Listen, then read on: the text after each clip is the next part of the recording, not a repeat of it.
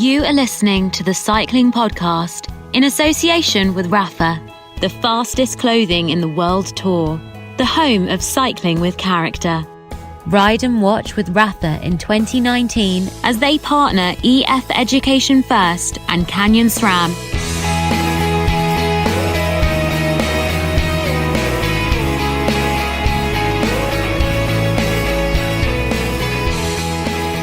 Hello, my name's Richard Moore. I'm with Watford's Lionel Birnie.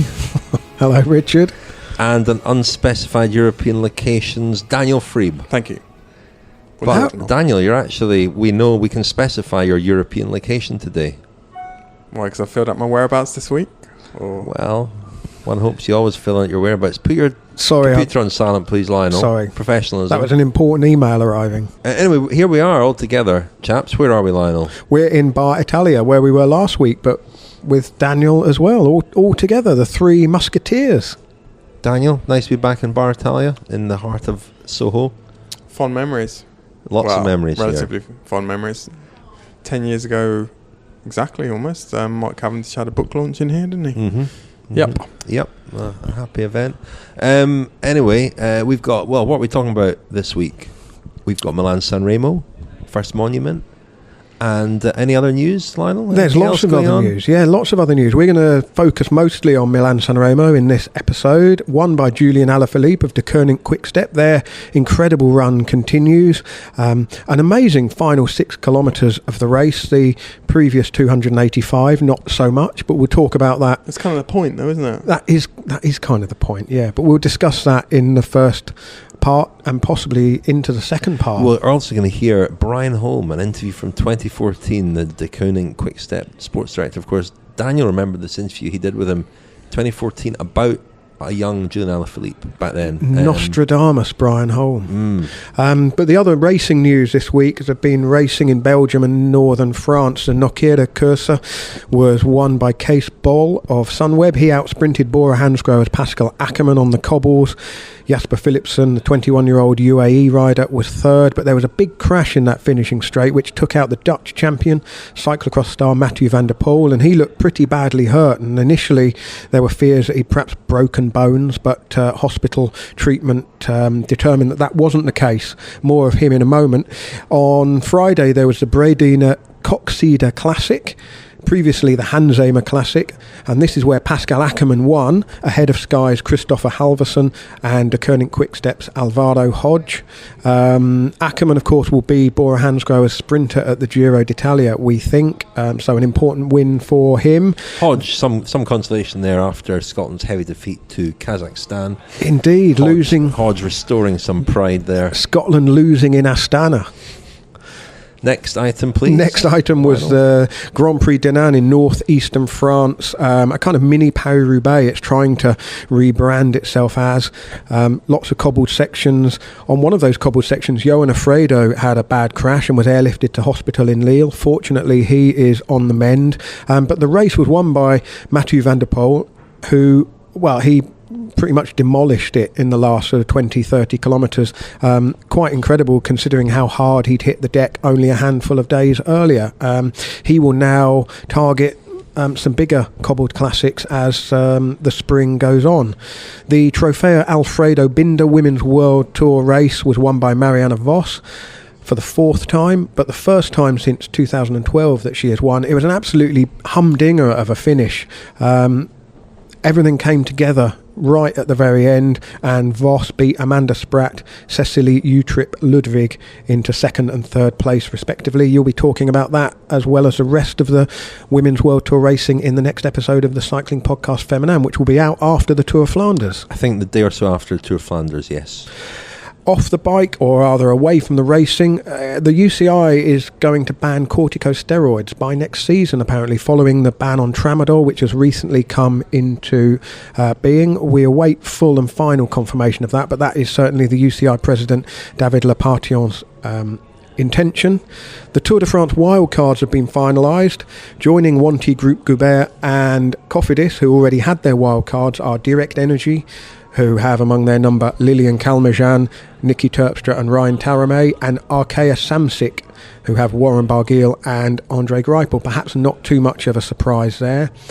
Fabio Aru is out of the Giro d'Italia. The former Vuelta champion is going to have iliac artery surgery. That's basically to treat a problem which I gather is blocking the flow of blood to his legs. So that may be the answer to Aru's patchy form over the last 6, 9, 12 months. It's his left leg. Yeah. So he's been pedalling on one leg effectively. Yeah. All right if you're right-footed, isn't it? I don't think being right-footed or left-footed influences cycling, does it? Oh. Not sure. And we'll discuss this a bit later in the podcast, but Gary Verity has left Welcome to Yorkshire. Verity was instrumental in bringing the Tour de France to Yorkshire in 2014 and creating the Tour de Yorkshire stage race and bringing the World Championships to Yorkshire later this year. Actually, Lionel, if we can just backpedal on the issue of being right or left-footed, I think we once had a relatively heated debate about whether turning left was easier for someone who was right-handed or right-sided, right-side dominant. And you said there wasn't any difference, Rich. I seem to remember this. I sort of have a vague memory of this debate, probably not a topic for today. I can't remember what the conclusions were from that or the basis for the conclusions. Nothing particularly concrete or evidence-based, I don't think. Excellent stuff. Does that fit into the news roundup? More insight coming later. Yeah, indeed. But we will talk about the Gary Verity news. That could have quite serious repercussions for events like the Tour of Yorkshire, certainly. Yeah, I should just add that Gary Verity's departure from Welcome to Yorkshire is amid allegations about his expenses claims and also his conduct. So we'll discuss that a bit later on in the podcast. The fastest clothing in the world tour. The home of cycling with character. Ride and watch with Rapha in 2019 as they partner EF Education First and Canyon SRAM. Comfort and confidence is incredibly important. My name's Jimmy Whelan and I ride for EF Education First Pro Cycling. Obviously comfort comes first, but they also have to look good as well, and I think Rapha have nailed it this time around. You can tell there's a lot of research and development going into these bib shorts, both with the material of the panels and also the material of the chamois. The Rapha bib shorts are the best bib shorts in the world. Thank you very much indeed to our headline sponsor Rapha, and a reminder that they have just launched their new shoes, the Classic and Explore designs, created in-house following years of experience and research, tens of thousands of kilometres of wear testing as well.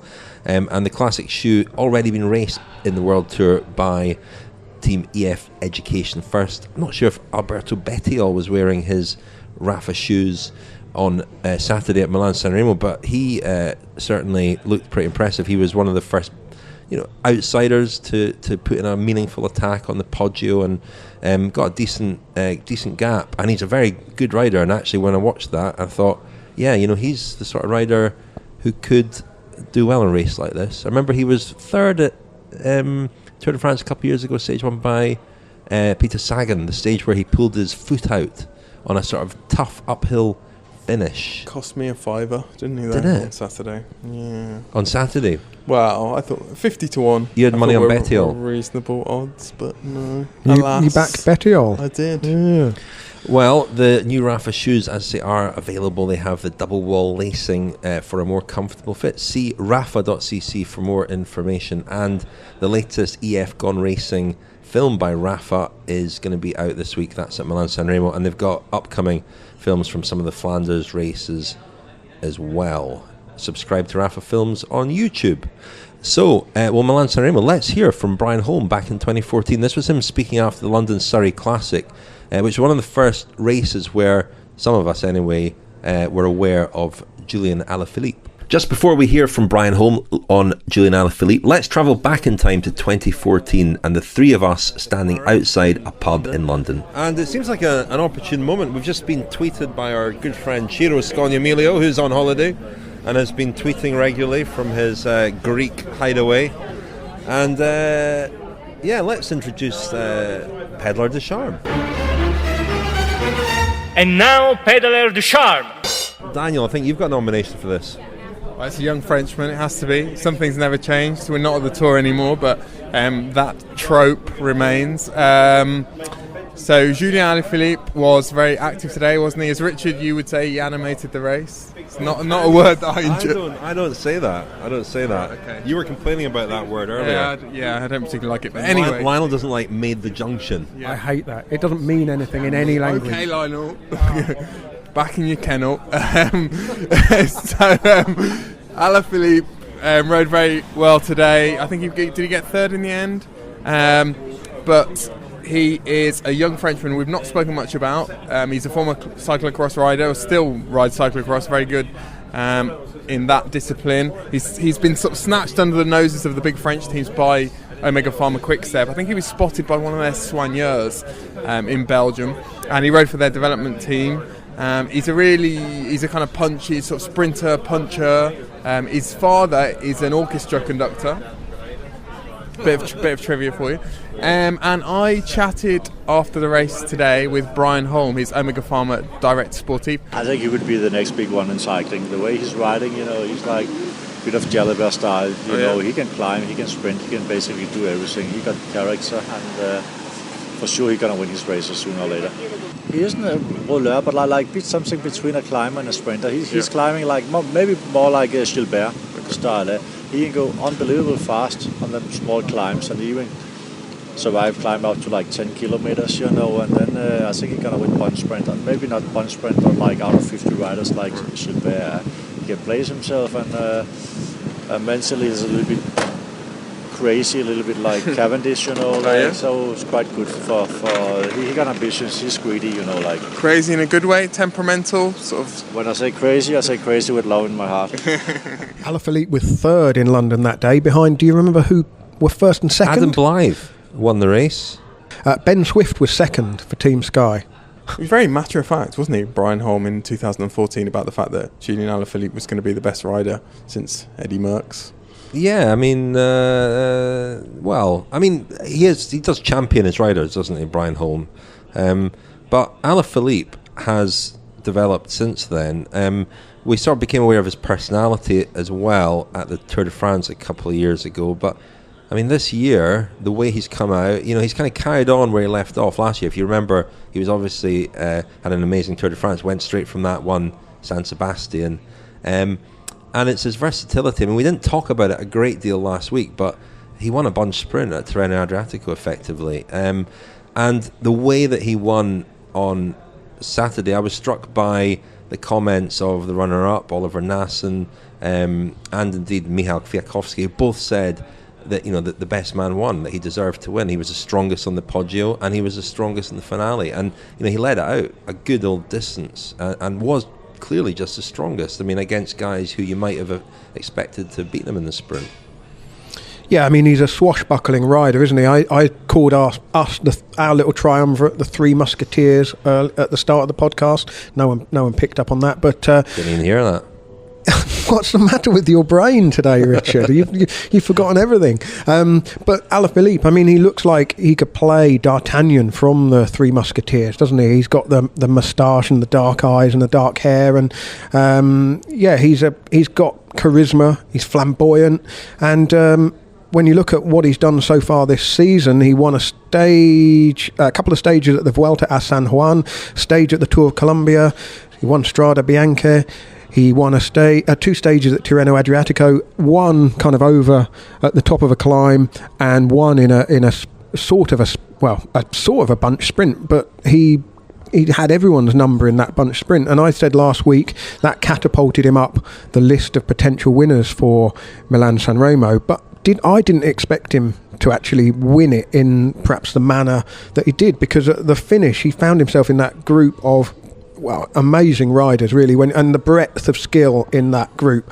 Had Alaphilippe, of course. You had former world champions Michał Kwiatkowski and Peter Sagan, former world cyclocross champion Wout van Aert, Grand Tour winners Alejandro Valverde and Vincenzo Nibali, Tom Dumoulin chasing on, the European road race champion Matteo Trentin. I mean, there was every single base was covered in that finish. Well, a question on that, because for me the fastest finisher in that group was Trentin, I would have thought, and yet he attacked, and I don't know why. He did exactly. It's the second year in a row. Same, but last year he had Caleb Ewan there. Yeah, at least, but it's the second year in a row when he sort of stuffed up the finale. I mean, I think and he was caught. I watched this again today.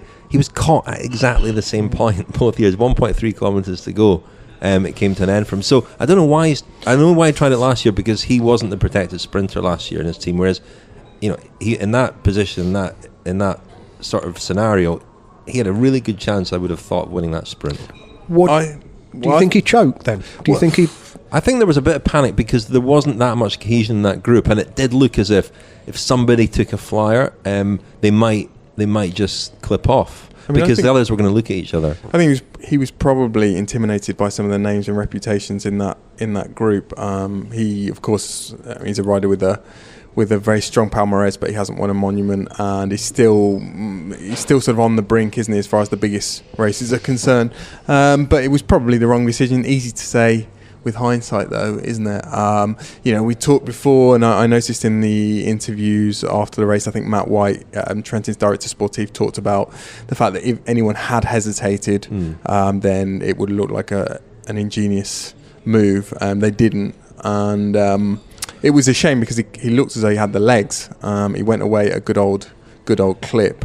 I think from a group of 5 or 6 or 4 or 5 that could have worked, but a group of 10, that was a long odds bet, particularly when he's as quick in the finish as he is. I mean, easy for us to say have confidence in his sprint, but like you say, Rich, who is undoubtedly, well, who's on a par with him? Really only Sagan, and there's question marks about Sagan's form because of his illness. I mean, it was a mistake from Trentin, but that is amplified by the fact that it's the same thing 2 years running. I think the absolutely fascinating thing about the last few minutes, as you said, Napalm, in Milan-Sanremo, is that no one knows what decisions they're going to have to make.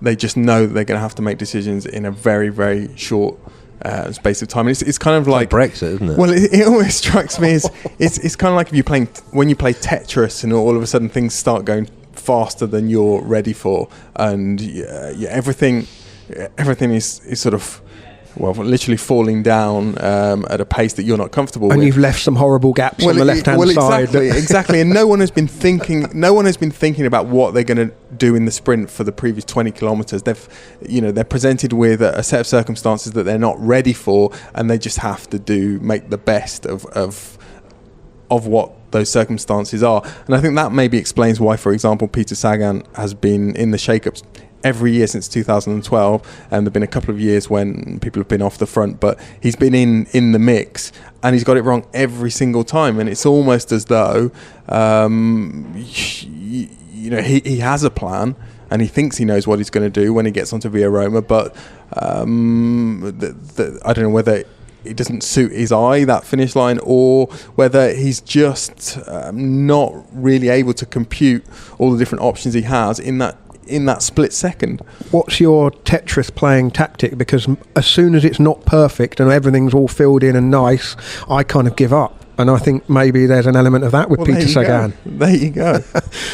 What was your analysis of the Poggio itself? Because I watched, somebody reminded me on our Facebook discussion group actually about the Trentin attack last year. So I watched the finale from last year, and it was really interesting to compare this year and last year, because last year Barry Merida set up for Nibali in the same way that Deceuninck-Quick did this year for Alaphilippe.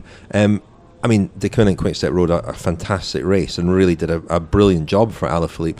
But there was a moment when Stybar swung off and Alaphilippe didn't go, and I wonder if he left a little bit too late, because Nibali went earlier last year, but around the time that Bettiol went, I think, roughly. And it's interesting, the other day I met Juan Antonio Flecha, the former Classics rider, who was a teammate for many years of Oscar Freire, who won Milan-Sanremo many years. And he was talking about Milan-Sanremo and saying that Freire used to always say that there was the most difficult thing about Milan-Sanremo is that the game for 6 hours is to really not expend any energy, to really just ride within yourself. And so when you get to the Poggio, the Cipressa maybe, but even the Poggio, you don't actually know if you're tired or not, and you don't know until you make an effort what you're capable of. It's a kind of, there's a moment in the race where the moment comes and you find out if you've got the legs or not. And Freire used to say there was a particular moment on the Poggio where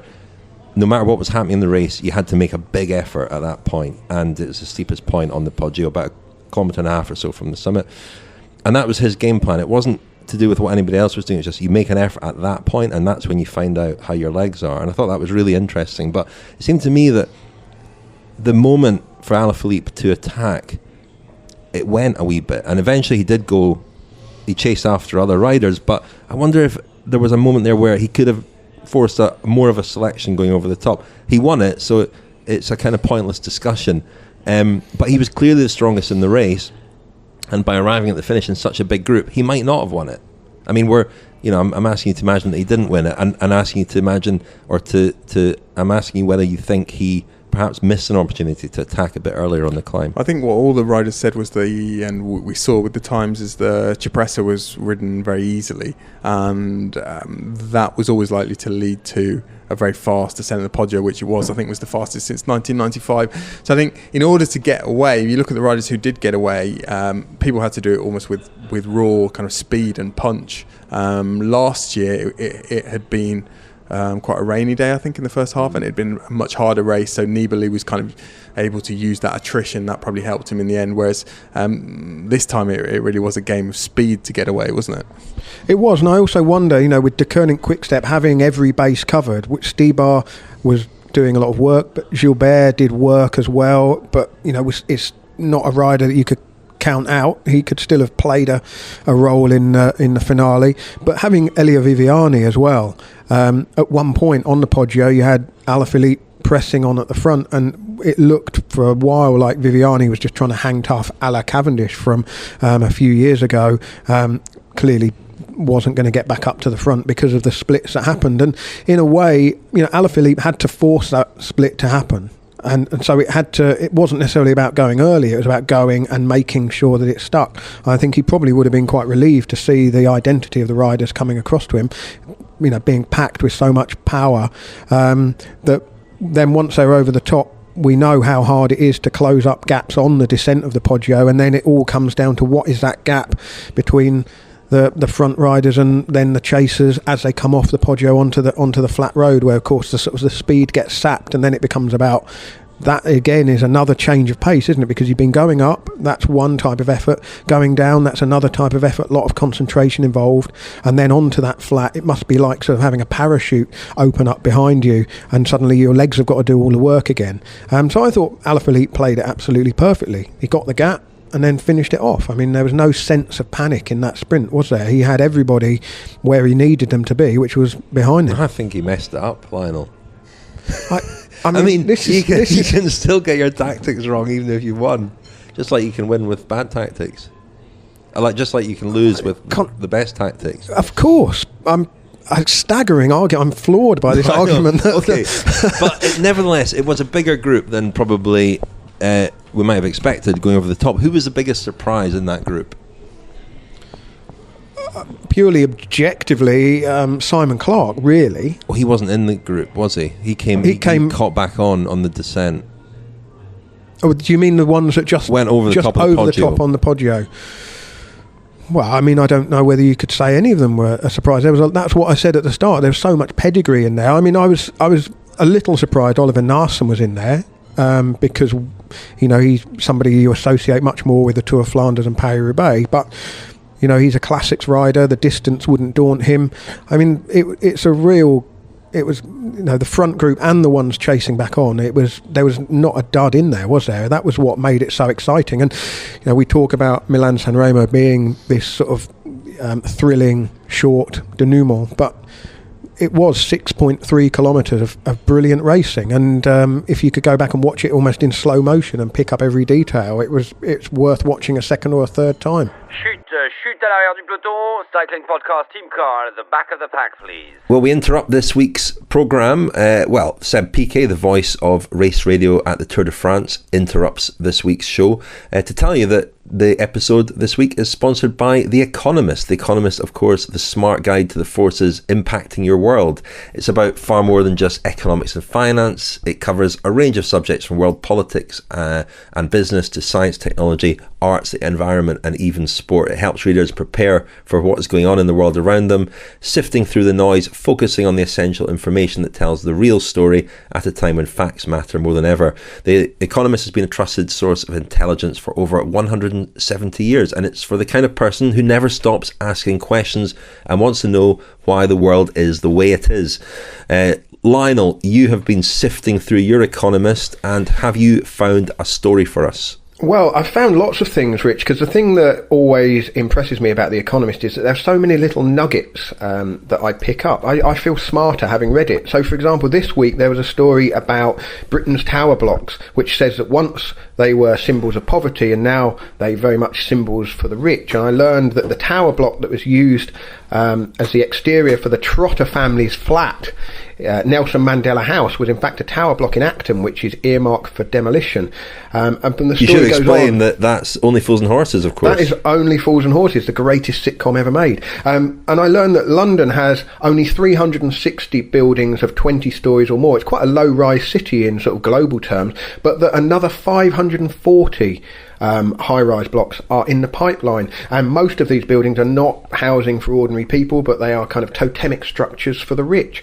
Then I kind of turned a few pages and I read about our relationship with calories and how that might be completely wrong, not in the sense that the science is inaccurate, but that food packaging might be wrong, and that two items of food with the same calorific values may be digested in different ways, and so people may put on more or less weight accordingly. I also learned about the late 16th century Italian physician called Santorio Sanctorius, who invented a weighing chair, and he sat dangling in this chair to weigh himself, everything he ate and drank, and all his urine and other waste for 30 years. And after doing this experiment for 3 decades, he answered very few of his own questions about the impact of the food and drink that he ate. And finally, there's a story about the logo on the bottles of San Pellegrino drinking water, which we've been enjoying here at Bar Italia. You'll probably notice it's a red star, and according to researchers at Oxford University, this may give San Pellegrino an edge over its rivals, because apparently people associate angular shapes with carbonated and bitter drinks, whereas they assume more rounded shapes will be still water or sweet drinks. I'm not sure whether that's true, but it did make me wonder what people think when they see the Cycling Podcast logo. Anyway, I feel smarter about just those 3 things from reading The Economist this week. Well, The Economist is the smart guide to the forces changing your world. So if you've never stopped asking questions, you can get a free copy if you're a listener to the Cycling Podcast. Just text the word cycling. I'm not going to spell it out like Lionel sometimes does. Text the word cycling to 78070. That's cycling to 78070 to get your free print copy of The Economist. It took a while to get going, didn't it, Milan-Sanremo? But when it did, it was a real thrilling finish. But there were other things that caught my eye, certainly, in the preceding couple of 100 kilometres. The 10-man break that got 10 minutes had 4 Novo Nordisk riders in it. They obviously were keen to be represented in significant numbers in that break, and Bardiani had 2 riders in there as well, including Mirko Maestri, who has ridden Milan-Sanremo 4 times and has been in the break every single time. But they were never going to stay away, and then it all comes down to the 3 capi, doesn't it? The 3 climbs that precede the Cipressa. Just in terms of, Rich, what you were saying about Freire and conserving energy, and it's something that Mark Cavendish was a point that he stressed as well. Every single thing that you do in Milan-Sanremo from the moment you start matters, in the sense that it's an expenditure of energy, and that's what you have to avoid. But it was just interesting to watch different approaches of teams on the Capi. Some of them were visibly stressed and anxious about maintaining the right position and staying in formation and getting their leader where he should be. I noticed that Deceuninck weren't particularly, or they certainly had a bit more of an ad hoc approach to it with different riders in different positions on the road. But you look at some of the interviews and read some of the interviews after the races, or after this race, and you get someone like Dylan Groenewegen saying, I've figured out now that I can definitely win Milan-Sanremo. But you kind of imagine that, or he might feel like that because ultimately he was still in touch on the Cipressa, but there's a big difference between being in touch on the Cipressa and even at the bottom of the Poggio and getting to the other side and having a chance to win it. and some of those guys had obviously spent too much energy. And well, yeah, I mean, you mentioned Groenewegen, and he was at the back on the Cipressa, which, I mean, the pace on the Cipressa was not significant, was it? Astana were doing quite a bit of work on the kind of first half of the climb, but then there was a point where it just fanned out all the way across the road, and I think probably because the brake had been caught, Fausto Masnada was the last rider to be caught, and he was brought in just before the bottom of the Cipressa, and so, well, when Bonifacio of Direct Energy took a flyer on the descent of the Cipressa, it looked like perhaps the bunch were going to pay for just taking it a little bit too easy. It felt to me like if a couple could have got across to that might have made a winning move, because Bonifacio is no slouch, and I mean his descent was, to use the mangled word I coined last week, it was an eye-boggling descent. There were moments where he was right on the back of the TV motorbike, or certainly one of the race motorbikes, and that motorbike had to pull over and let him go by, because he was keeping Bonifacio from descending at the rate he wanted to. But as I said before, that sense of when you come off those descents, having a parachute open out behind you, those roads are lovely and smooth but completely flat. I don't know what the wind was doing at exactly that point on the flat, but suddenly you've got to make effort again, and with all the firepower on the front of the peloton, it's no surprise that they were all back together again for the Poggio. And the Poggio, in contrast to the Cipressa, was raced hard and fast from the bottom. And you say the firepower on the front line, or this issue of the smaller teams, the 7-man teams the last couple of years. I think that, like everything in Milan-Sanremo, the difference is very subtle, but I certainly think that when the peloton gets onto the Poggio now, the teams, what they have left in terms of men and numbers, it all looks very fragile, and a team can look as though it's in pretty good shape, and then from one moment to the next, all of a sudden they're all gone, or all the members of that team are all over the road, and you get anarchy at the end, and it's quite a shock and a big difference from some of the Milan-Sanremo, certainly in the mid-90s, when you did used to get teams that were pretty well organised on the other side of the Poggio. When Eric Zabel was winning multiple Sanremos in a row, it had started to look like a Grand Tour sprint stage, but it doesn't look like that at all now. And the pace on the Poggio, and the way that you can turn a strong position can suddenly turn into a weak one if you're just not careful. And this backs up what you were saying about Fletcher, Richard.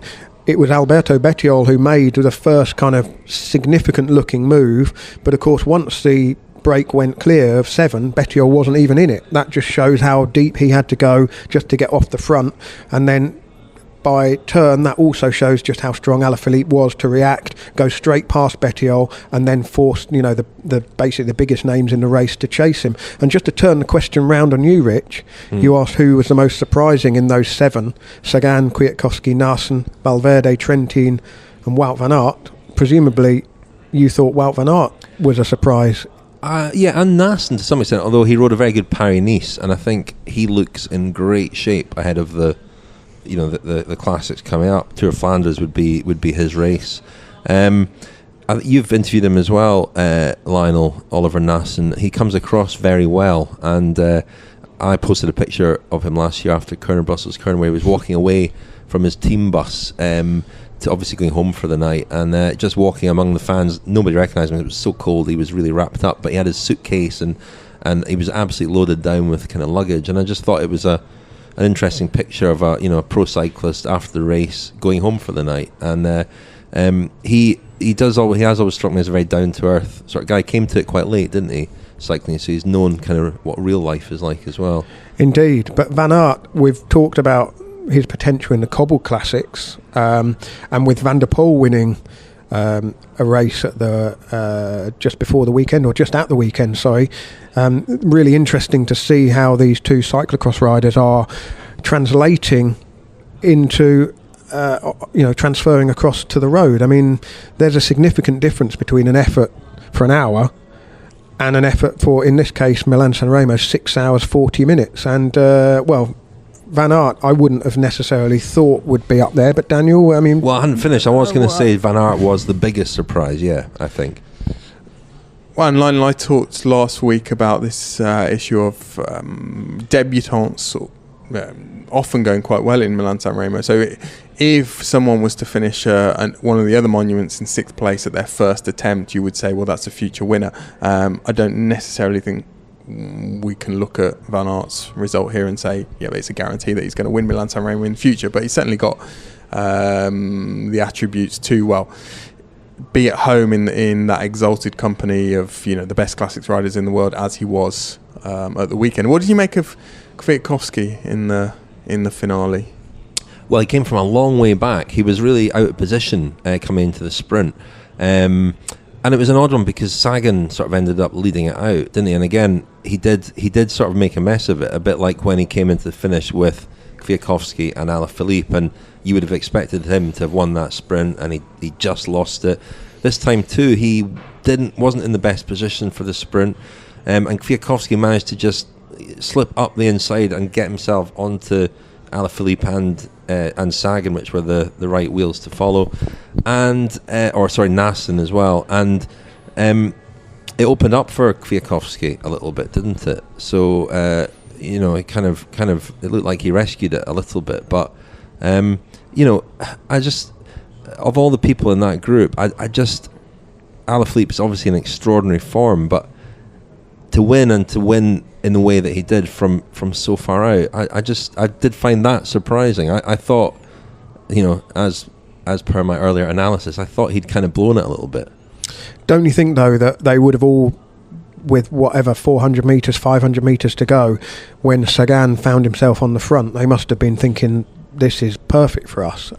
Ordinarily, you would think Sagan would be one of the few riders who would be able to lead it out and see it through, but with his problems with sickness in Tirreno Adriatico, uncertain how close to his absolute peak he was. So I'm coming round to your point of view, actually, Rich, now I think about it. Maybe, but Kwiatkowski, it was there for him, and he didn't have the legs, whereas Alaphilippe did. So maybe Alaphilippe just felt like he was on one of those days, as he has been half a dozen times already this spring. Well, I think, Lionel, you said that you'd be interested to go back and watch the race almost from the start in order to sort of dissect everyone's individual performances and also their energy expenditure. I suspect if you went back and looked at, for example, Peter Sagan's onboard camera, I don't know if he had one, or if you had, the equivalent of the old they used to have on Sky Sports player football cam. coverage, player cam. Yeah. It would actually. I'm not volunteering for this if such a thing does exist, but it would be interesting to go back and look at all of the sort of top 10s races, and with Sagan, he's a kind of, even the way he rides and moves in the peloton is fairly flamboyant. I just wonder whether there would be clues if you watch the Peter Sagan Milan-Sanremo as to why on Via Roma he doesn't seem to get out the watts that he would usually get out. What about Vincenzo Nibali, talking about extravagant efforts on the Cipressa? He was just about the only rider to do anything when he went from the left-hand side of the road to the right to try and grab a bottle. I mean, that effort presumably cost him on the Poggio and at the finish. I was impressed by Nibali, though, because I think I said last week he hasn't looked to be in great form, but yet he was there, ghosting into that move eventually. And Valverde as well, was somebody who just slipped into it, and I think so much of it, and especially that running into the Poggio and on the Poggio itself when it's so quick, is about positioning.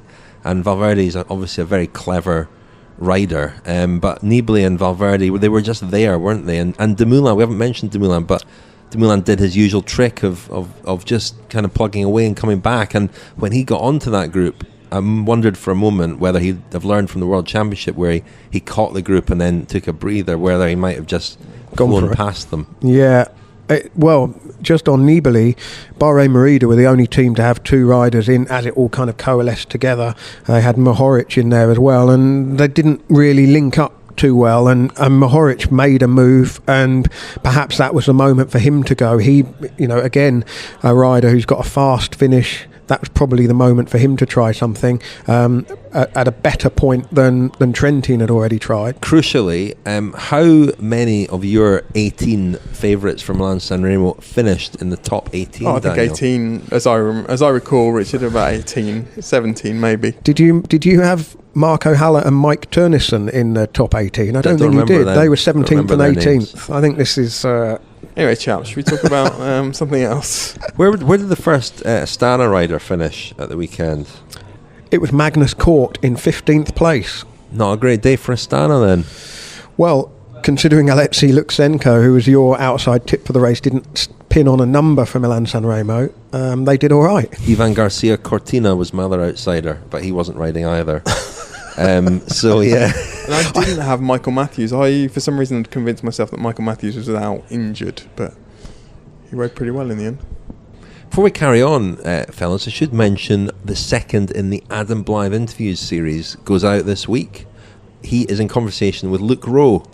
Have you listened to that one yet? I have, yeah. Yeah, interested? Very interesting. Yeah, very interesting. That was good. It was at the Tour Down Under.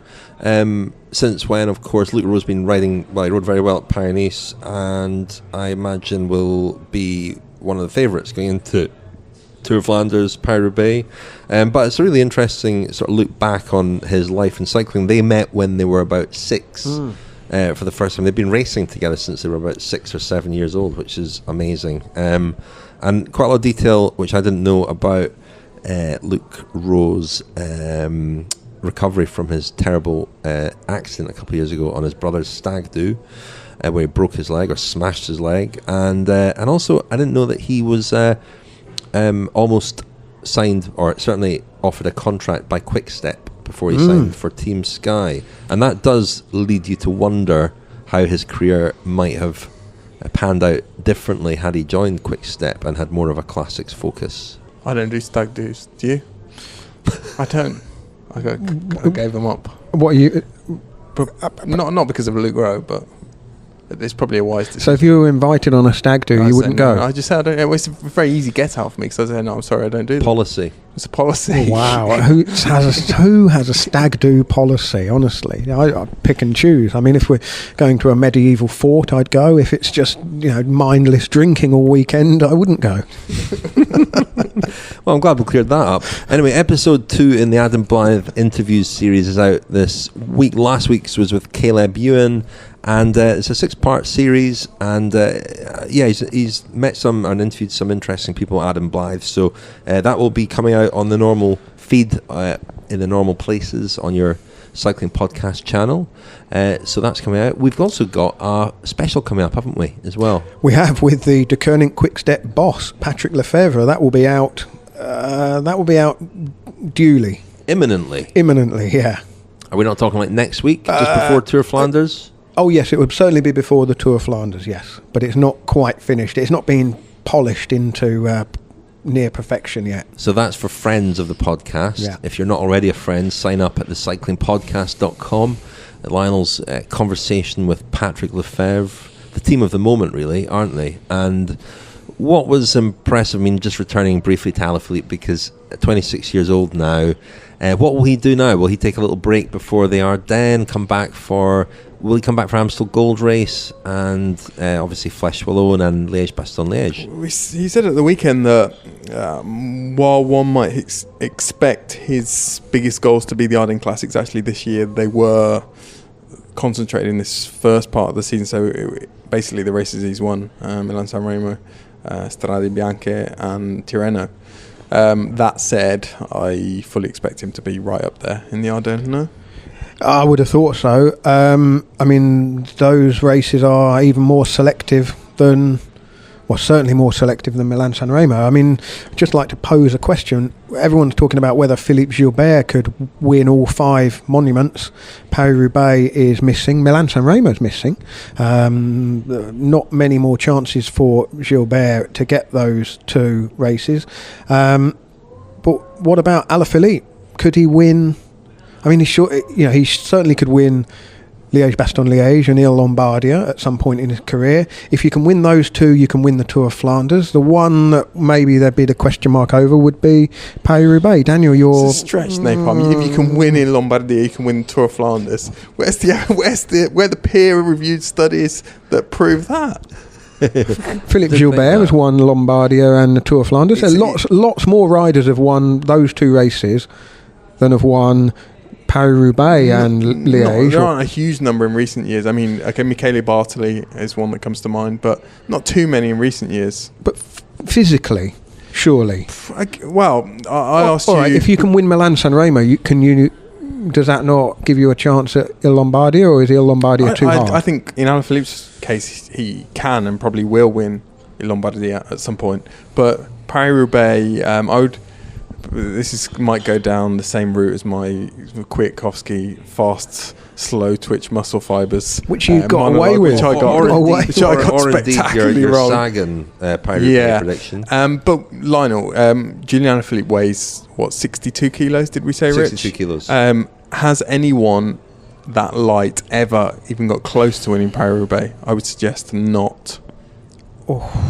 You're be shocked if anyone in the last 30 years underneath 70 kilos has won Paris-Roubaix. I think we've looked this up before. We've tried to establish this before. When was that?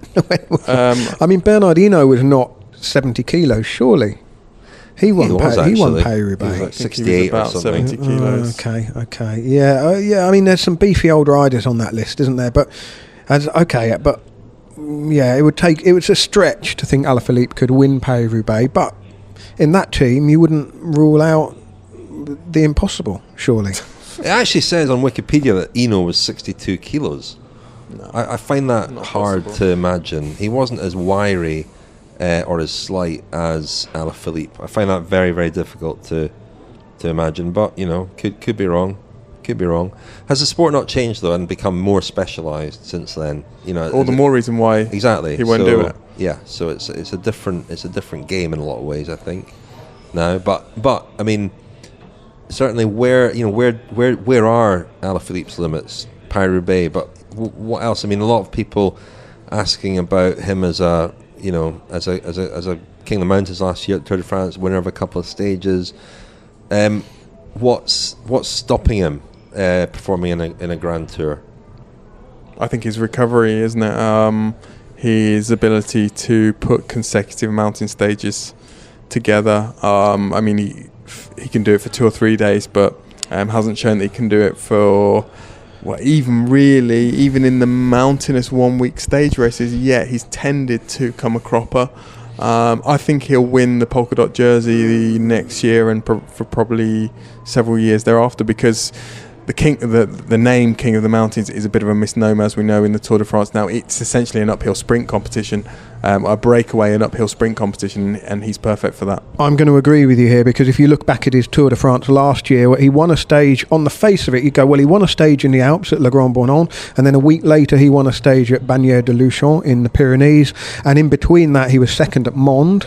And so you would say, well, that's the level of consistency required. But the key thing here is that the stage after he won at Le Grand Bornand, the 2 stages after, to La Rosière and Alpe d'Huez, he was way down, mid-pack, 84th and 100th, effectively days off really for a rider of his calibre. So he wasn't racing at the sharp end on consecutive days, and you're absolutely right, that's another level up from the sort of performances we've seen from Alaphilippe so far. It's a bit of a stretch to think he could win a Tour de France. The Cycling Podcast is supported by Science in Sport. Science in Sport. Fueled by science. Thank you very much indeed to Science in Sport for their ongoing support of the Cycling Podcast. It is very much appreciated. And you can still get 25% off all your Science and Sport products, your gels and drinks and bars and so on. Go to scienceandsport.com and enter the code SISCP25. That's SISCP25 at scienceandsport.com. Please keep your questions coming for the Science and Sport experts. You can leave us a voice message on WhatsApp at +44 7971 338 205. That's +44 7971 338 205. A voice message, please. Or email us, contact@thecyclingpodcast.com. That's contact@thecyclingpodcast.com. We are skipping a week this week just for various practical reasons, but we'll return next week with the experts' answer to your latest questions. But as I say, keep them coming, and thank you once again to Science and Sport for their support. So the other news over the weekend was that of Gary Verity, Sir Gary Verity, who has become well known in the cycling world originally through bringing the Tour de France to Yorkshire in 2014, forging a great kind of friendship with Christian Prudhomme, the tour director. The Tour de Yorkshire was a legacy of that Grand Départ in Yorkshire, and he will also, he's played a big part in bringing the World Championships to Yorkshire as well. Friday evening, there was a statement put out by Welcome to Yorkshire, the tourism company in Yorkshire that Gary Verity has been the chief executive of, saying that he had resigned. And it mentioned in the statement that there had been some questions over expenses and inappropriate or unacceptable behaviour, without going into any details. Then over the weekend, the Sunday Times published a story, and it appears that the Sunday Times had gone to Welcome to Yorkshire and Gary Verity with their story on, you would imagine, Friday. This is how the Sunday papers work, just before close of play on Friday, offering them the chance to comment and respond.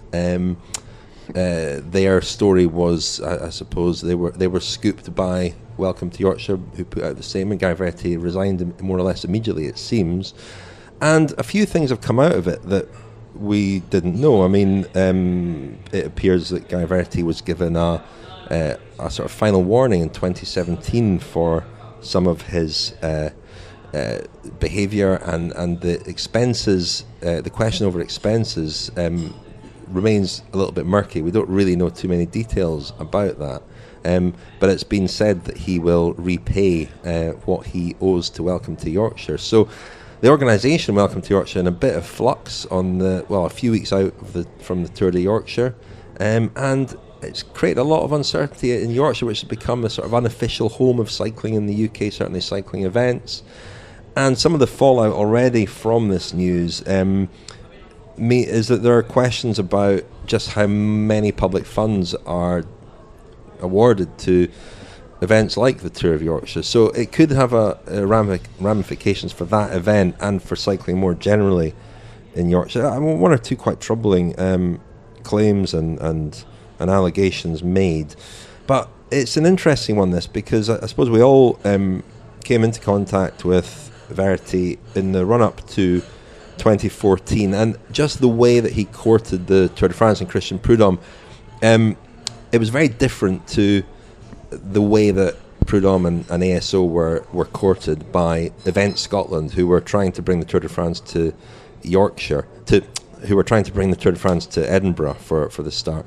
And Event Scotland, who were responsible for that bid, are a sort of government agency, so they're fully publicly funded and transparent. Welcome to Yorkshire is a limited company which relies on public funding, a lot of public funding, but also private money, and it's sort of not quite held to the same standard of accountability, I think, when it comes to money going in and going out. So, what did we make of this story, chaps? Well, I think the big concern is that although it's been a phenomenal success cycling in Yorkshire since the Tour de France was there in 2014, it's been very much identified, probably wrongly, because there are an awful lot of people that we know, very good people who have done an awful lot of hard work to build the region's reputation as a cycling destination, but it's been very much identified with one person, and that is Gary Verity. And that also applies to, I think, the general public's perception of those events. They're used to seeing Gary Verity on their TVs when the race comes around, and we've certainly become very used to seeing him at races, not just the Tour de Yorkshire but the Tour de France. He's often attended other races, and so it will be interesting to hear, and not much detail has come out yet about how Yorkshire and Welcome to Yorkshire plan to rebuild and take this forward. The teams have been announced for the men's tour, and the women's Tour de Yorkshire today, and the number of World Tour teams at the event this year is down. There are only going to be 4 World Tour teams, and what you hope won't happen is that the event loses momentum. And we've heard rumours, more or less substantiated, about all sorts of grand plans that Yorkshire has had for cycling going beyond the World Championships this year. It's talk of a Vuelta start and maybe other things, the Tour de France going back there possibly. And one would hope that it doesn't all turn to cinder now. Yeah, there's a very interesting blog written by Susan Briggs. The full website address is tourismknowhow.com/issues/welcome-to-Yorkshire. It's really worth a read. Somebody who clearly knows a lot about the work that Welcome to Yorkshire has been doing over the last few years, and raises some really interesting questions about the relationship, Rich, you're talking about between a private company and public funds, because one of the things that strikes me about regions or countries paying to bring bike races is that a lot of that money does come from the public purse, and so therefore there's a basic requirement for a level of transparency and a level of accountability, and so this is sort of shedding light on certain things about Welcome to Yorkshire that have happened under Gary Verity's on his watch, really, and some of the figures are quite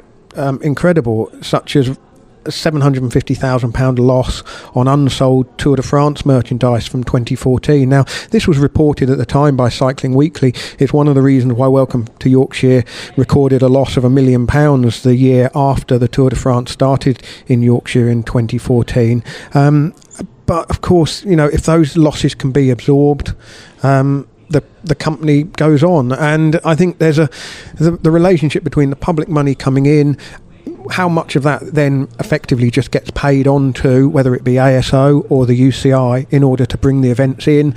It's then about the relationship between that investment, if you like, or that expenditure, and the amount of money it attracts into the region. I mean, that's the whole point of doing it. But somewhere along the line, the kind of the things get a little bit opaque, and the public facing bit, the crowds that turn out for the race give it an impression that it's been tremendously successful, and kind of no questions asked while it's going on, but clearly there were questions to be asked. It's interesting because it's an organisation with turnover 4 million, so £1 million loss is a very substantial loss. But yeah, I mean, it's if you look at some of the reaction to this, there's been a lot of reaction in Yorkshire itself, including from people who clearly know quite a lot about the organisation and how it's worked. But from cycling fans, an awful lot of people very sad to see the departure of Gary Verity, because no question, as you say, Daniel, he's been very identified with putting Yorkshire on the map in a cycling sense, and creating a great event, putting on a great Grand Départ, bringing the World Championships to the UK for the first time since 1982 in partnership with other bodies as well, of course. But you do need, it's difficult, isn't it, because it does need to be accountable, and especially when you're talking about public money, there needs to be a benefit from that. But it also requires a salesperson, to sell the vision and have the imagination that someone like Gary Verity had. And those images we had of Yorkshire for that Grand Départ weekend are incredibly powerful, I would think, certainly to a cycling audience, but to a non-cycling audience as well. And would it be fair to say as well, chaps, that this comes at a bad time, in the sense that the British public, given the political situation, is very, very sensitised to anything to do with where public money is going at this particular time, more than ever? I would say so. And also, it's another kind of indirect blow to cycling as well, isn't it, which has trouble with credibility. All of the stories about Team Sky's conduct, the fact that the Dr. Richard Freeman case is ongoing, and a resolution to that is has been pushed into the sort of middle distance. It's another kind of story on the bigger stage that doesn't make cycling look too great, does it? Well, Tour Yorkshire is going to be an interesting event, isn't it? Because this is a part of the backdrop. We've also got the launch of Team Ineos, and since we spoke about Team Ineos last week, Team Sky becoming Ineos, and actually, we'd got the press release confirming that literally more or less as we pressed record on our recorders. So we were responding to the the immediate news. And I think over the 24 hours or so after that, there was quite a lot of reaction to the business of the company, Ineos in particular, and suggestions that there will be perhaps protests at the Tour of Yorkshire. So, it could be a very interesting occasion, that from having been just a celebration of cycling in Yorkshire, the backdrop at this year's race will be uncertainty over the future, the scandal around the departure of Gary Verity, and perhaps more will come out about that in the next few weeks, and Team Ineos and the debut of Team Ineos, and the fact that fracking goes on not far from where the race will be starting, that there could well be protests and so on. Rich, I think your point that you made while we were having lunch about Ineos and the reaction, again, we don't have the same sort of reaction to some people do, but there isn't the same hoo-ha about Bahrain's sponsorship of Bahrain Merida, for example. And you only have to look at the Amnesty International website to have a look at Bahrain's kind of record on human rights and so on. But Richard, you mentioned that Team Sky, their Pass on Plastics and the Ocean initiative with the whale logo on the Tour de France jersey was, from some people, greeted with some cynicism and kind of ridicule almost, as a sort of... I don't remember people really getting, or certainly some cycling fans getting behind that, and yet that's been used now to as a way of revealing the hypocrisy of Team Sky / Team Ineos. But I would say it's revealing of some other people's hypocrisy too, because to use that as a stick to beat them with does reek of hypocrisy. But there is I think the thing is, we have to try and be consistent, I know that's very difficult. We've had this conversation, and but the subject is fascinating, because it is a growing concern in sport and in football certainly, and in cycling as well now, of companies using sport to, as you say, greenwash. There's a similar debate happening in the arts. There was a very interesting debate on the radio this morning in the UK about the Sackler Trust. They're the family, the American family blamed for the opioid crisis in the US. Huge donors to good causes, including the arts, and the National Portrait Gallery in the UK has just rejected a grant from the Sackler Trust. And there was a debate about whether the arts should accept money from, in inverted commas, disreputable organisations. What's the solution to that? At what point do you take the moral high ground and say, no, we don't want your money? I mean, you're a football fan, Lionel. If you're Club Watford, do you care where the money comes from? Well, that's completely different, because I am a fan of a club, and that's an interesting. That's an interesting point of view, though, isn't it? You're absolutely right. There isn't the same debate going on to perhaps the same extent in football about Abu Dhabi's ownership of Manchester City, for example. People have very, very high moral expectations of cycling, don't they? More than they do about football. But does that not? Yeah, but does that not? Is that not because of the types of people who are more likely to be interested in a sport like cycling? Yeah. People who are kind of outward looking and consider more than perhaps one or two. There isn't the same level of partisan support. People tend to be fans of the sport, supporters of the sport, rather than supporters of an entity within the sport. And yet Team Sky has been probably the first team to sort of buck that trend outside of perhaps the kind of the Belgian heartland, where you do see people who are Quick Step supporters or whatever. It's a real fascinating, and just in the again, you go back through the history of sponsorships in cycling, and it's whether it's liquid gas or adhesives or cement or floor or grout or just floor laminate. None of these products are particularly environmentally friendly, but we all use them. We're all complicit in that sense. Again, though, I think it's possible to drink out of a plastic bottle and burn fuel in your car. I mean, we burn a lot of fuel driving around covering the Grand Tours. It is possible to go about your everyday business using the apparatus of modern life with a conscience, with an awareness. It's possible to kind of do those things and yet have a view on a company like Ineos and looking at its record and how it makes its money, considerable money, and particularly it is possible to say, well, I'm okay with burning petrol in a car, but I'm actually not okay with fracking. That's okay. Absolutely. People are allowed to do that. And it's an interesting moment because, Team Sky have been a divisive team just through their performances on the road and questions around their ethics and so on.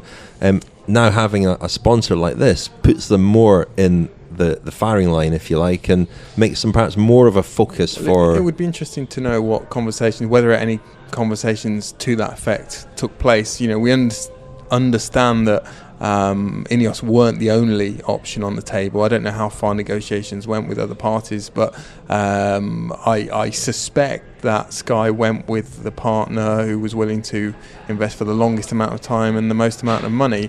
I don't imagine there was a brainstorming session where they decided, well, this sponsor is going to make us look like a 7 out of 10 ethically, and this one is going to make us look like a 2 out of 10.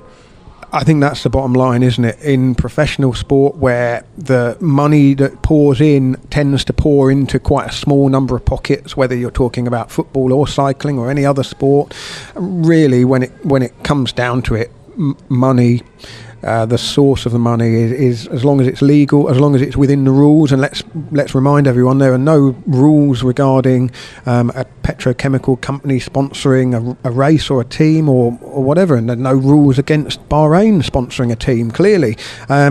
So when it comes down to it, unless there is a rule that the sport agrees on, and to be honest, that they would struggle to enforce such a rule if the behaviour is, legal, the company is legal, then it's legally entitled and to sponsor a team. I mean, it would require quite a number of steps to get to a position where cycling would be in any position to turn away that kind of investment from that sort of company. Shall we leave it there, fellas?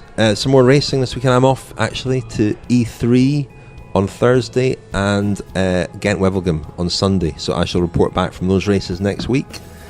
But in the meantime, thank you very much, Lionel. Thank you, Richard. Thank you, Daniel. Thank you.